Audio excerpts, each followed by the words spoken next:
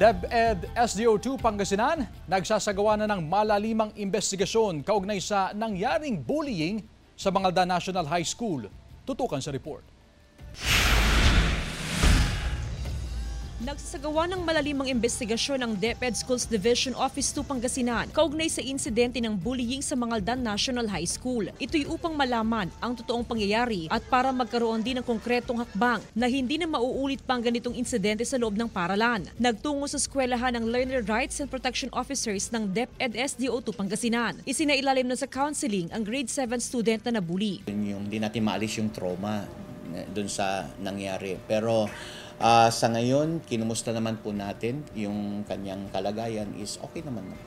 Lumipat naman na sa ibang eskwelahan ang mga estudyanteng sangkot sa pambubuli pero paglilino ng pamunuan ng Manghay na ito ay kagustuhan o desisyon ng mga magulang ng mga estudyante. Kapag yan po ay request ng mga magulang, wala na tayong magagawa kung hindi pagbigyan sila. Marahil iniisip nila na yung kaligtasan ng kanilang mga anak din. Samantala, binigyang linaw ng school principal na hindi nangyari sa loob ng silid-aralan ang pambubuli at panununtok sa grade 7 student. Taliwas sa naging pahayag ng ina ng biktima. Nangyari daw ito sa labas ng classroom. Sa unang linggo ng balik-eskwela, sumasailalim sa mental health orientation ang libu-libong estudyante ng Manghay. Kabilang sa binigyang din sa orientation ay ang pag-iwas sa bullying. Okay, napakahalaga po yan para sa ganun, maiwasan po natin yung bullying na mangyayari. Mahalaga po para po mabawasan ang mga bullying po sa paaralan.